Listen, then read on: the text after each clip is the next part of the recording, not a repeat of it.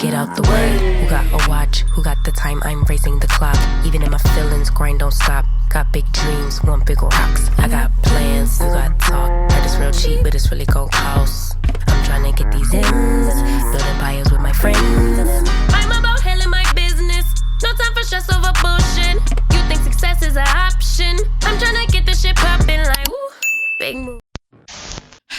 Oh my gosh, what is up? Hey girl, hey. Welcome back to the final episode of season 1 of Homegirl Intervention. I am your lovely host, Zahria. Aren't y'all kind of sad? I'm a little sad because I'm like, oh my God, this is the last one. I'm actually, let me just be completely transparent. I'm a little happy because like I said, this is the first time I have ever had complete consistency, right? In the YouTube space. And girl, this is a lot of work, okay? Editing these long form videos, putting all this together, even getting dressed, okay? Y'all know I like to put a fit on though. But just even down to just all the elements of putting this together, it just takes a lot. And so this is the last episode and it's a little bittersweet moment because I enjoyed making these, but I am going to enjoy not making these at the same time. I get a little break. I love that for me. Yeah, so like these are great. Let me know how y'all enjoyed it. I probably could have been, it's a lot of things that I probably would have done different, but y'all know I am my own biggest critic. So yeah, like I'm my own biggest critic majority of the time. Therefore, I always got some notes on everything I do. But nevertheless, very bittersweet moment, like I said. Never can say goodbye. That's what I feel like singing. No.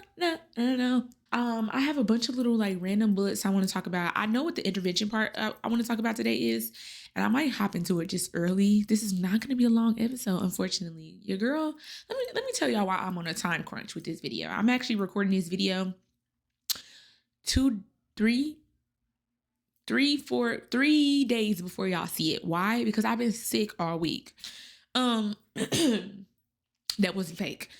I did not have COVID, but I got like some type of cold or flu. The weather here has been changing. Like one day it's 70 degrees outside. Okay, you could wear short sleeves and shorts, and then the next day is giving winter coat. Like the weather has been fluctuating.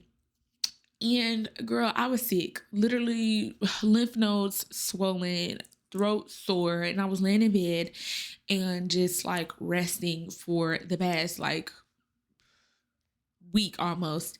And in between that time I was watching Risa Tisa.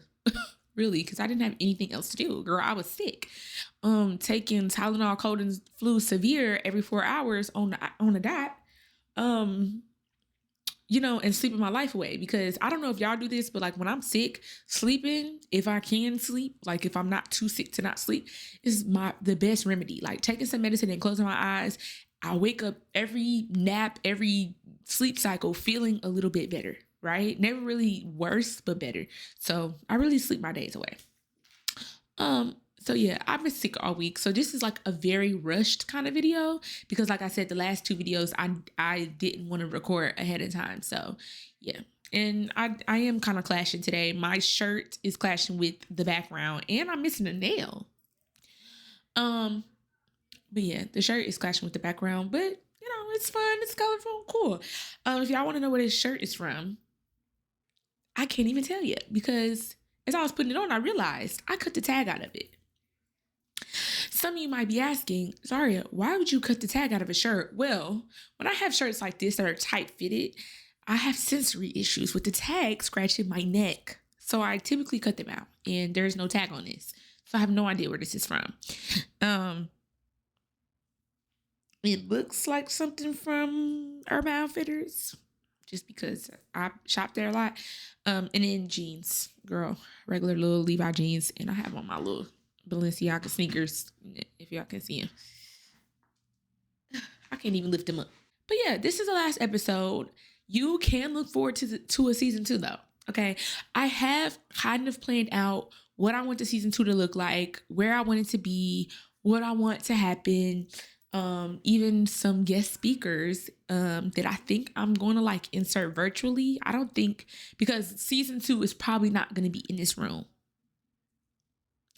That's all I'm gonna say. But y'all, it's probably not gonna come out until maybe the summertime. It might be fall. I don't know. I really haven't decided when I'm gonna start filming it or whatever, but I do have it all planned out. Y'all know me. I'm an organizer. Okay. I have every episode planned out. I know how many episodes gonna be in the season.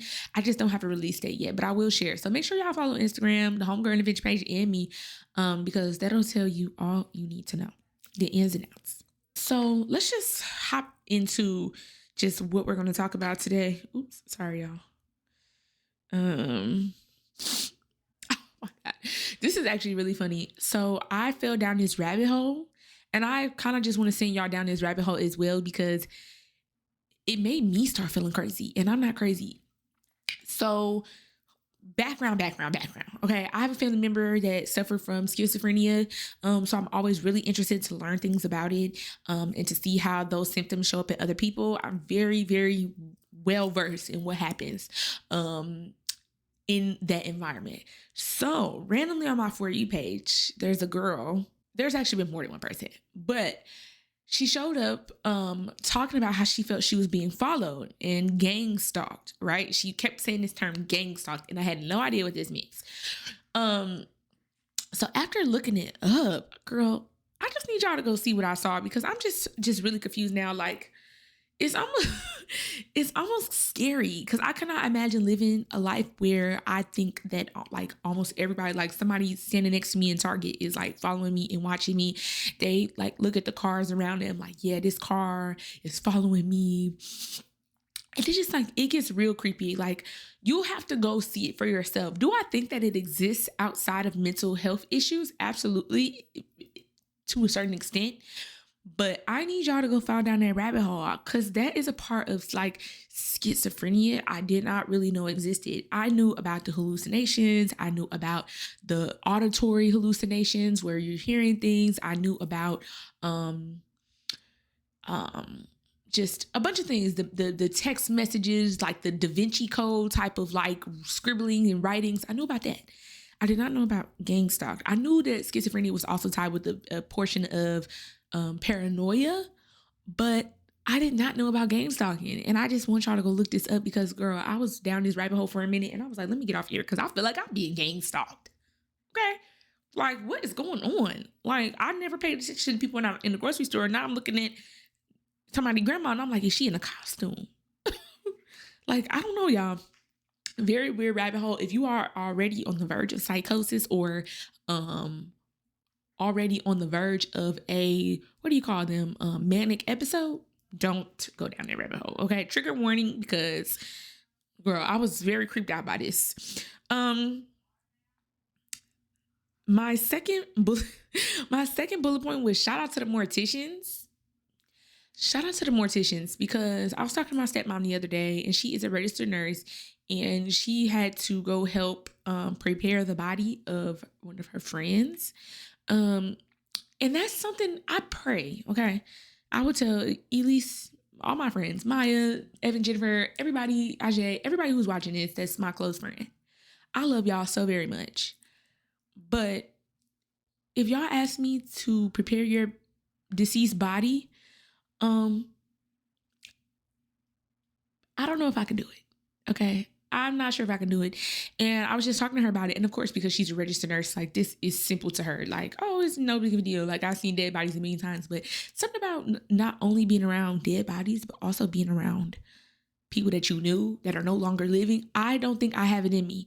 And yeah, shout out to the Morticians out there, because if you are going on your, going about your daily life, just cleaning bodies and going home and not closing your eyes at night and seeing everybody's face, good for you.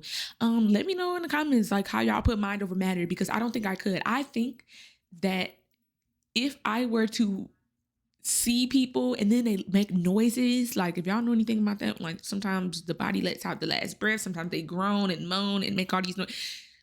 I'm not even a scary person. I love scary movies. I get on every ride at the at the amusement park. I'm not afraid of heights. I will skydive. I'm not afraid of ghosts. I love haunted houses. But something about a real dead body potentially opening its eyelids or breathing or being somebody that I know, I'm not comfortable with at all. And not in the sense of like, oh, I feel like I'm gonna be haunted, but in the sense of I don't think I'll be able to close my eyes and not see that. I'm a very visual person. So yeah, shout out to the morticians out there because y'all are doing God's work. I don't know how y'all do it. And honestly, no judgment, but I feel like it's almost like, I guess, being like a surgeon or registered nurse. Like, I almost feel like if you become desensitized over time, like I hear people be like, oh yeah, when I first started in this field, like as a surgeon, I was a little shook, but now it's like, it's nothing to see somebody's body sliced open. That's not something I could do. Okay. So yeah, shout out to all the morticians out there. Y'all are doing amazing. What else did I have on here? Oh, okay. So this is not going to be a dating episode, love episode, nothing. But let me give y'all a little hope, okay? I know we see all the red pill talk and the 50-50 talk and the whatever. And I keep seeing people say over and over again, like the dating pool has piss in it, like love is dead, blah, blah. And maybe this is just a lover girl in me, but I actually enjoy these conversations. Let me tell you why, okay? Let me put a little spin on it. Let me give you the Zahria twist and allow y'all to have a little bit of optimism, okay? I think before this Kevin Samuels era, what is the other one? Andrew Tate. What was that called that he was on? I don't know the show. Andrew Tate, whatever. Before all of that came out, I think it was easier to have a mask on, right? It was easier to cater to the masses. It was easier to hide who you really are, right? Now we have men being very vocal about the things that they care about, which, okay, if you are on that road, that's fine. But there's something about a man that is attracted to group thought. Follow me. A man attracted to group thought that makes him easier to weed out. Okay? Hear me out. Hear me out. The more they post, okay, about what your wife needs to be doing, what she should be wearing, make my meals, clean my dirty drawers, the more they talk, even if they're not the ones that's talking, the ones that's retweeting, reposting, you know what I'm saying, liking, because you can see everybody's digital footprint now, basically, what they liking, what they interested in, who they following, you can see all of that. That helps you know, before you even, say 2 words to them, if this gonna work out or not. And some of y'all may be like, oh, sorry, that's not fair. Don't judge a book by its cover. Oh, well. Sorry, that's how I feel about it. Personally, that's how I feel about it. If I see you following Andrew Tate, I already kind of know what kind of dude you are, okay? If I see you following the Shade Room, I already know what kind of person you are without even having to have a conversation, which in my eyes is a great exchange because guess what? I don't have to exchange time. Okay, time is valuable and conversation. I don't have to exchange any of those things, baby, because I did the digging and I see what you went to. Now, some people might say, Zahria, who I follow and what I like is not a reflection of me. Which I can see where you're coming from. But in the same breath, I personally feel like more than 3 to 5 likes of a similar type of tone of voice lets me know all I need to know. Okay? So for all my ladies out there that feel like love is dead, just know you don't have to keep going down. It makes it easier to weed out because you don't have to keep going down the lane of what's your favorite color, going on the first date. You don't even have to, girl, do your digging, do your research. I might start a service that involves me scraping up details because it's nothing. I'm telling you, you can find everything you need to know. I won't go any further on that, but you can find everything I need to know. So don't think love is dead. It's easier to find. And that's why I'm happy about it. Because don't I look loved? Let me know in the comments. Do I look loved? Because I am. This is something that happened in my group text this week. Okay. So Wingstop brought back hot honey rub. If you have never had hot honey roll from Wingstop, go get it. All flats, 6-piece, 10-piece. I'm telling y'all, get the 8-piece. You don't need 10. I never finished 10 wings. In fact, I've got the 6-piece before and was real full. But go in there, get all flats, hot honey rub, right? Taste them with the Wingstop ranch and the fries. Taste that and tell me just how amazing that is. Oh, no promo, actually. But shout out to Wingstop because them wings are good. My last thought for today is this. My last random thought for today is this. I need everybody to practice media literacy, please. This is coming from a marketing girly. I need everybody to practice media literacy, and let me tell you exactly why, okay?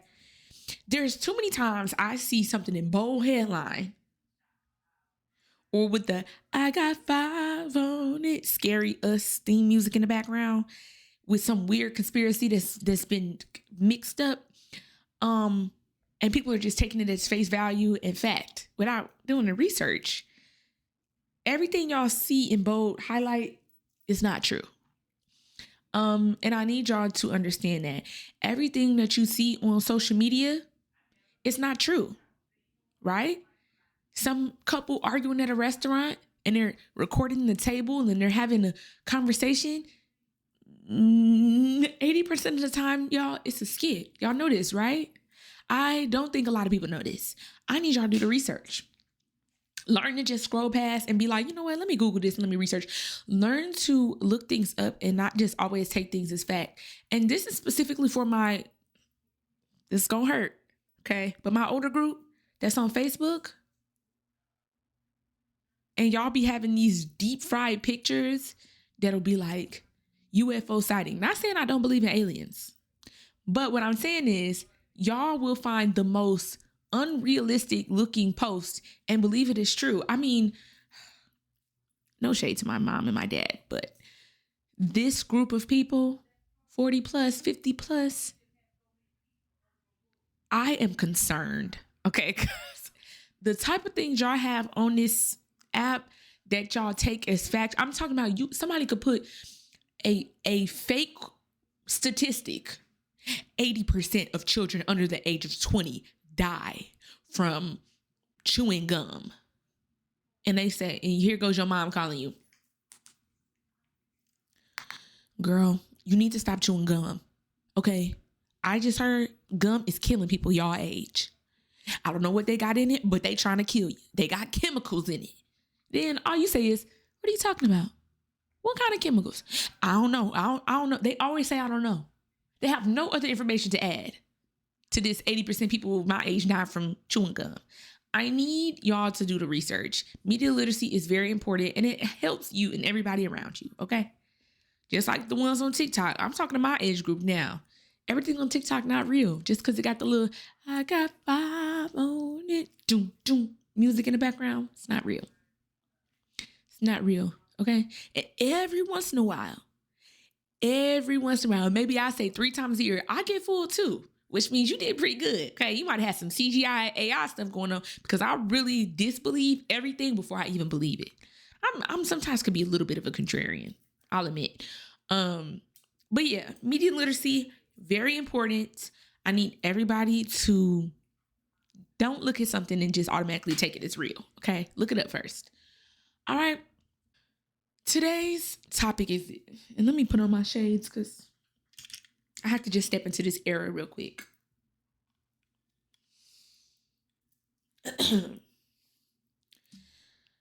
To all my older, jealous, insecure, hating girlies, I really want to say something else, but I won't. Stop hating. Stop hating, especially the older women hating on the young fly girls. This is a conversation I have with my stepmom all the time. We talk about this all the time. Don't be mad at the it girls. Pass the torch. Why do y'all be trying to hold on to this? And this started when I started seeing the little millennial versus Gen Z, and the girl was saying, millennials look younger than who? And then the oldest looking woman would be like, you. Like, you're talking, do y'all realize Gen Z is teenagers and you're 30? You don't look younger than this 16-year-old. Now, some of them do be looking grown with the beards and stuff, I will admit. But that just happens. You know, sometimes people hit puberty earlier, whatever. But let me tell you about this. And let me touch on this first. Pattern recognition. Recognize the patterns that regularly occur in your life and figure out what you learn from them each time, and then how you are going to, I guess, battle this problem or issue the next time it comes about, if it comes about. I have noticed since I was a child, people older than me, and I'm not talking about super old. It could be 2 years older, 3 years older, 5 years older, 10 years older, 20 years older than me, right? Mainly women, mostly women, all women, I get hated on by and in an attempt to humble me, right? And I will say, in my teenage years, and maybe like up till I was like 20, chest out, head held high, because I was tired of it, right? I'm talking about family members coming around. Oh my God, those nails are so long. That hair is so long. Don't be mad because you can't pull it off. Just say you're cute or good for you, or don't say anything at all. I have been hated on by older women my whole life. And I can't always pinpoint in every moment what I was being hated on for. But as I've gotten older, I learned it's a plethora of things, and I boiled them down to a couple. So one of them is their own internal insecurity. And I'm going to give a story time on this. Their own internal insecurities about how they feel about their body, or how they feel about their hair, or how they feel about their nails, how they feel about their confidence, right? And they push that off on me. I'm the enemy without ever saying or doing anything, because how you feel about yourself, right? Then, just because I'm younger, it's a thing. And I don't want to blame just Black women, but it's really only ever happened with Black women. And I could also put that to maybe that's who I'm around more often. I don't know. But they always try to humble you. Not to say you walk in being cocky or whatever, but it's to say that if I walk in with confidence, like, okay, like, hi, I'm Zahria, I'm this. It's like this, little girl, please. That type of energy. Then I've also been around girls who pretend to like me. Oh my God, y'all, I got this real bad from like the age of 19 to like 21. I had like instant where like, you will be in a space where people will pretend to like you, to be like, oh my God, Zahria. And they will even like brag to other people about you. She's an influencer. She's pretty. She's smart. She got this going on. She got that going on. But the whole time it's an underlying jealousy of your success, of your beauty, of your confidence. It's an underlying jealousy, envy. And that's dangerous. And I realize that's the most dangerous type of girl to be around, is the ones that act like everything is cool. Like, you my bestie, like whatever. They'll ask stuff from you. You give it to them, like all this stuff. And then you realize like there's underlying theme of jealousy. And I'm speaking from personal experience. That hurts, right? I haven't been hurt from it in a long time. But it hurts because those are the type of people you like, oh, that's my friend. Whole time I'm like, that's not your friend for real. Whole time that's not your friend for real, like at all. And like I said, pattern recognition, this has happened to me more. I'm talking about, I can remember early on, it's like being at a summer camp. I'm serious. Being at a summer camp, all Black summer camp, YMCA, and my own camp counselor was a hater on me. Like, imagine being hated on at like 8, 9, 10 years old by a 16, 17-year-old girl. That's like telling everybody like, yeah, that girl Zahria, she, You is grown compared to me. And you're trying to isolate me, and I'm a kid. Like, this has happened over and over and over again in my life. And I'm going to tell you about the last incident because, yes, I'm going to put her on blast because I don't care. Let's get into it. We spilling tea today. This is the last episode. We're going to leave it on the table because she know who she is. So I was working on a project, right? And this was just like a side hustle for me. This was something that I'm like, okay, I want to dibble and dabble in something else on top of me working. Okay, let me turn off my ringer, y'all. I'm so sorry. Matter of fact, let me put on Do Not Disturb because the group chat is finna go crazy with what she just said. But yeah, anywho, I was working on a side hustle type of project for free, right? All Black project, whatever, cool. And this involved me having to walk into a space of all new faces, all new people I'd never met before. And I'm a very confident person. Now, I did, when I was younger, used to kind of walk in and stand against the wall, because I wasn't sure how people were going to perceive me. I always was more sexualized than I was supposed to be in spaces by both women and men. And I'm not talking about like women that were attracted to me in the sense of like one relationship or romantically. I'm talking about being pretty, right? And I don't even like to puff out my chest and being pretty because I don't think I'm the prettiest girl in the world or whatever, but being attractive to the eye or being stylish automatically makes you a target, right? So I would still come in as Zahria, but I would stand on the wall and be like, oh, like, what's up? Like, not super shy, but also very timid. And so in this space, right, I'm grown now. Okay. I ain't been shy since maybe 18. I'm bringing my energy and who I am into every room. And I brought that energy, right? I decided like, I'm walking in and I'm coming here to do what I said I was going to do. They said they want my feedback. They said they want my opinion. They said they want me to, so I'm going to give it my all. Now, in this space, I was working very closely with two people. One of them I'm still really close with. We talk all the time. And we were kind of like a group, I guess you could say. And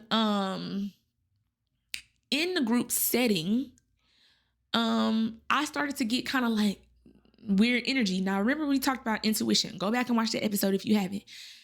Your intuition will tell you all you need to know. From the first couple of times on the FaceTime call, I could kind of tell the energy was a little weird, little off. But I'm like, I chopped it up to like, just maybe that's her personality. I could get along with anybody and everybody, especially in a work setting, because this is work. We didn't have to be besties. Like, we just gonna get our stuff done. We gonna go back to the crib. Cool. So in this process, we had to be around each other 24/7. We ended up opening up to each other about just like personal issues that we had going on, or like, just life or whatever. And we all just shared whatever. Now this girl was maybe, I would say at the time, she's maybe 7-8 years older than me, in her 30s. I am young, right? I'm really the youngest person in the room in this space because I'm 22, just turning 23. But I was also a little bit more well off in my career than her. Like, both of these girls that I was talking to, one of them was like, I've been trying to get into Warner forever. Like, how did you get a job there? And, I told her about that. And then the other one was like, oh, like, you work in corporate? Like, oh my gosh, and here's where I say, be careful of the ones that try to befriend you before they turn around and bite you like a snake, because in the beginning, it was like, man, you're so accomplished for your age. I wish I was like you. And these are verbatim words. I wish I was like you at your age. You're so ambitious. Like, you're successful. You're blah, blah, blah. And keep in mind, in my head, I'm just beginning, right? So I'm like, girl, I'm of course saying thank you, but I'm brushing it off because I'm thinking like, to me, this is just the beginning. This is nowhere near where I see myself being at. But to somebody that like is trying to be in the spot that you're in, they see you got followers, they see you got a YouTube that's popping, they see you got likes, they see that as currency, right? And me, like I told you, I never been consistent on this stuff. This never meant nothing to me. All my pages could get deactivated today, and I would care because I'd be like, dang, y'all won't be able to be connected with me no more, but I just make a new page. Like, I'm never worried. I'm not worried about it. But to her, that was kind of like, I guess, intimidating. And now I know, but at the time I didn't know that sometimes when people give you a compliment, they want you to humbly say thank you. It's nothing. They want you to do that. They want you to accept what they said with like a response on like a, oh, I don't know how I got it or whatever. They want you to do that. But I'm the kind of person where I'm like, girl, I'm not worried about them followers. Like, I'm brushing off because that's the real me. But I think it might come off like, oh, she thinks she's all that. I don't know. Keep in mind, if you think I'm all that, you're going to automatically think I think I'm all that when I didn't even say it, but you feeling it. So, okay, cool, because I'm confident. So anyway, So it ends up going, we working on a project. I get closer to the other girl because the other girl and me are in a similar boat. We were both single at the time. We were both in Atlanta, like in the nightlife. We had both worked around some of the same people before. She had said she had like applied to Warner before. So we are connecting in the sense of like, she's trying to vlog for YouTube. I'm telling her like, girl, this is what you should do, blah, blah, blah. And we're connecting. Whereas the other girl that is the hater, and I really don't even want to call her a hater because I extend grace to the girl, but let me just explain why. She was married with 2 children in a condo. Like me and this other girl, we are talking about how Atlanta rent then got so high. You know what I'm saying? We both live in the other girl live in Illinois or something, I don't know. And so we are both like connecting in that sense, not to exclude the girl, but because we were working in similar spaces doing the same thing on the project, we can relate more. And as time goes on, I started to feel the tension. Now, let me also say that when we walked into this space, I'm thinking I'm coming into of everybody is friendly, everybody is excited to meet each other, everybody is excited to work. This is a new project that is like amazing. The purpose behind it is amazing. The person is over it is amazing. And I walked into a room of like a bunch of like hostile energy, right? Older women, 50, 40 plus, like who she thinks she is. Whoa, what is the problem? And I don't even want to get into all the details of it, but basically what ended up happening is the girl goes to the person that's over the entire project and bashes my name in a room full of people when I'm not around, right? We didn't work almost 15 hours and we are resting and relaxing, ready to go home. And in a room of the person over the project and like her friends and colleagues and everybody or whatever, this girl does the crocodile tears and says how I'm excluding her and how basically I'm public enemy number 1, how I have an attitude problem and whatever. Keep in mind, I did walk into this room confident, but I'm also not a pushover. I'm never going to be stepped on. Let me tell you something. I experienced, like I said before, so much bullying, even from the person that you would consider closest to you. And I don't even want to get into that. I might get into that season 2 about like my background and my childhood, but I experienced bullying firsthand from somebody that's supposed to love you.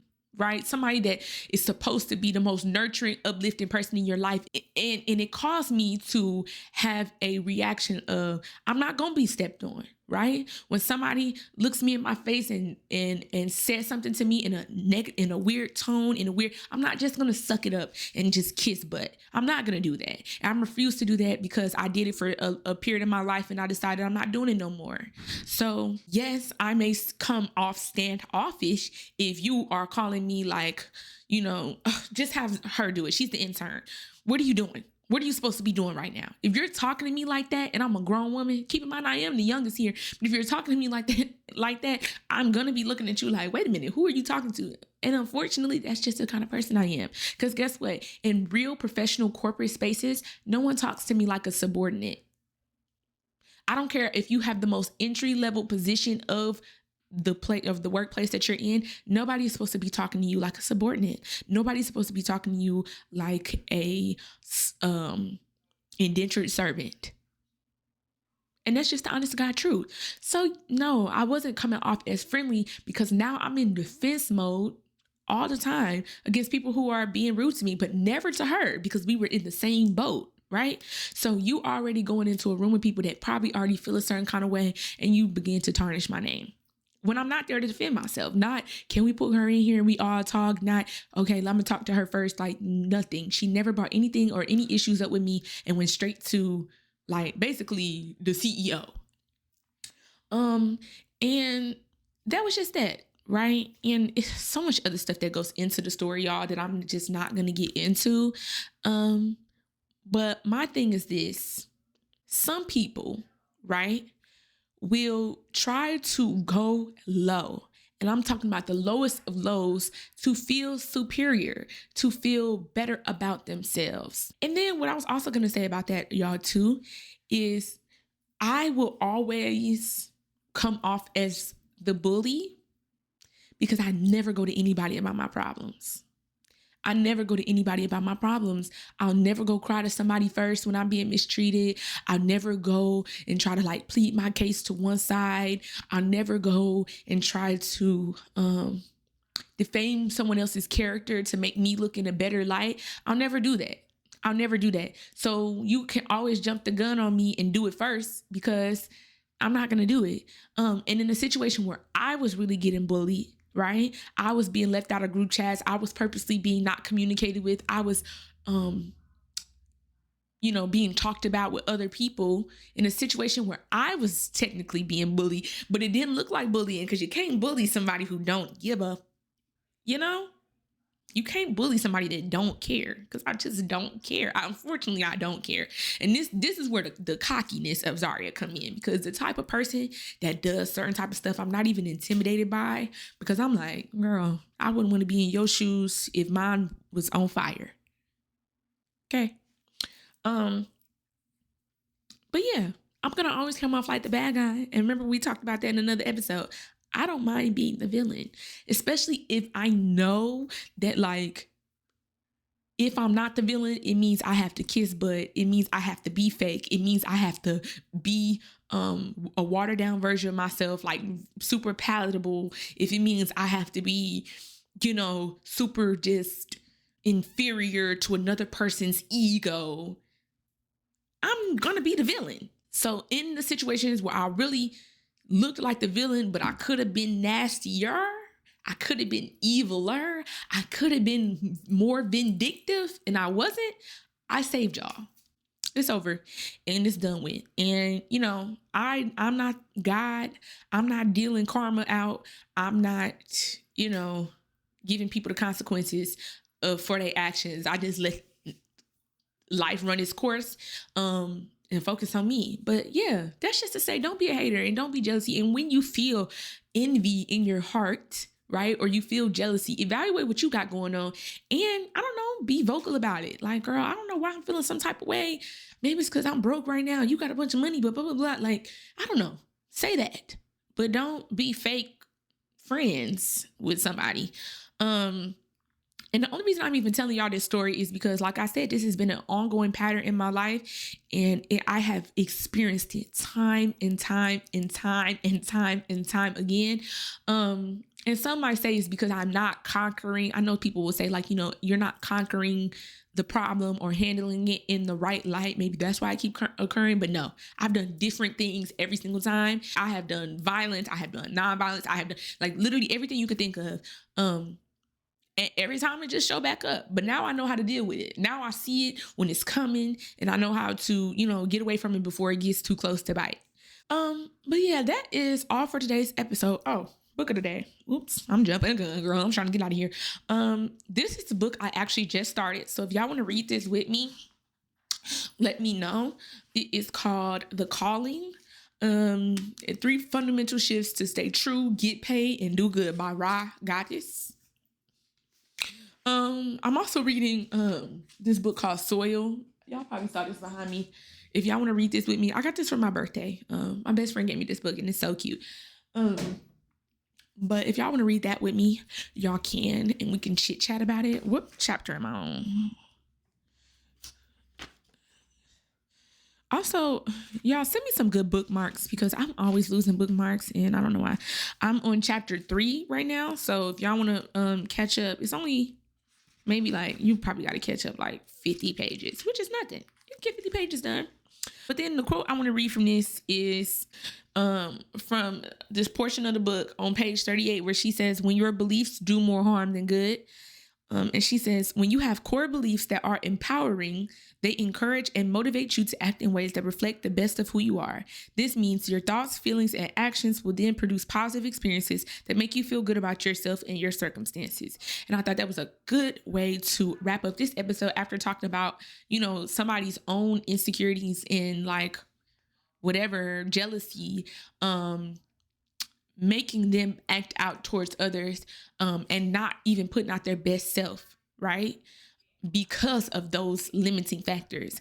So this is basically saying that like what you believe at your core will determine everything down to thoughts, feelings, actions, and then produce positive experiences for you. So if you can try to be and practice optimism, you will have good things coming to fruition. And like I said in the corporate episode where we talked, it's not going to be an overnight thing. It's not going to be something that happens immediately. It's not going to be something that happens as soon as you start it, because it takes time. And that's kind of like what this is, girl. I'm taking my time with this. I put out these episodes and did what I said I was going to do. I said I was going to do 9 episodes week after week after week after week. And I put the plan in place to record early enough so I knew I had enough time. You know what I'm saying? Like I planned it out so I could stay committed to my goal and to get what I wanted to have done. And I did that. But yeah, that's our book for today.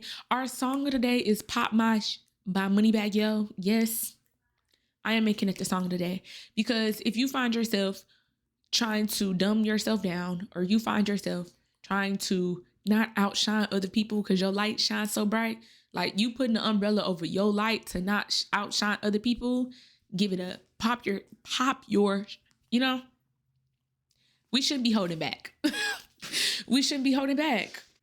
That is the end of this episode. If y'all want to stay up to date, you know, with updates, follow us on all social media. Everything's in the description box. I'm talking about Instagram, TikTok, the other YouTube channel and page. Y'all can find the website at www.homegirlintervention.com. And yeah, I will probably be putting out stuff on the Homegirl Intervention page in between now and next season. So y'all not like completely in a drought. It just won't be on this page.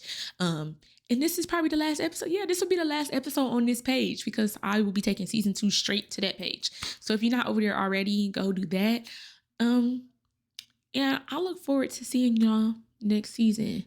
For the ones that love Zahria's videos, I probably will come back with the cooking videos and some vlogs and stuff.